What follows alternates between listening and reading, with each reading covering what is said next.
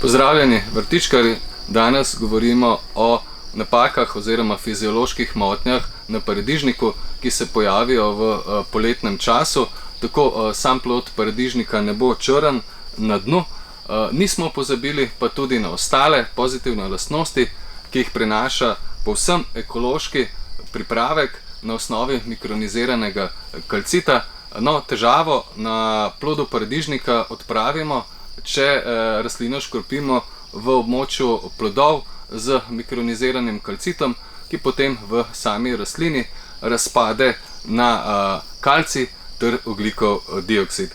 Prvič škropimo že kmalu po sajenju, če želimo seveda povečati pridelek in poskrbeti za krepke in zdrave rastline, ki so hkrati tudi manj dovzetne na škodljivce. No, mikroniziran kalcit krepi rastline pred boleznimi, saj ima rastlina manj škrobov v listih, ki je pravzaprav hrana za glivice, tako pa se seveda izboljša tudi splošna odpornost na bolezni. No, ekološki pripravek Foliomax je treba dodati v vodo, premešati in potem redno škropiti paradižnik ter ostale rastline. No, domač kompost in organska gnojila vsebujejo zelo veliko dušika. Zaradi presežka dušika pa je potem blokiran dostop kalcija rastlinam iz tal.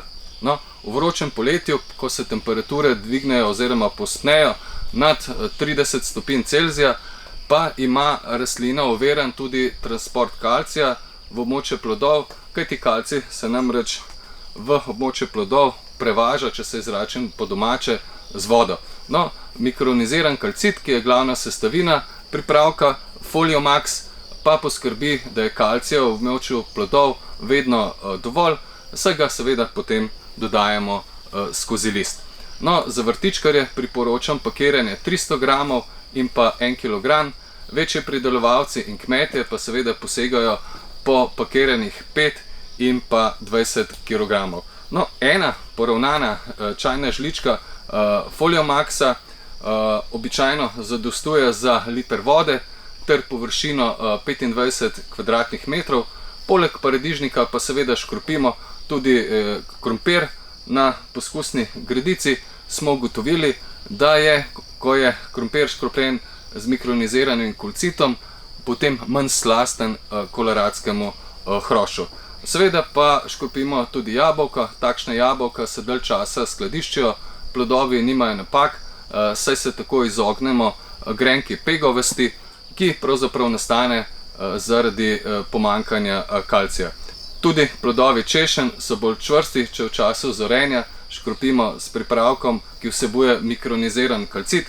Škropljenje po listih in zelenih delih rastlin pa obožujejo tudi solata, zelje, cvetača in številne ostale vrtnine. V sadnem vrtu pa mikroniziran kalcit še posebno koristi breskvam, češnjam, jabolkam, jagodam. Uporabljamo ga tudi v oljčnem nasadu in pa seveda tudi številnih drugih sadnih vrstah. Moje ime je Davor Špeher, veseli me, da to leto vrtnarimo skupaj. Spremljate me lahko na spletnem portalu Zeleni svet, YouTubeu, Instagramu in pa Facebooku.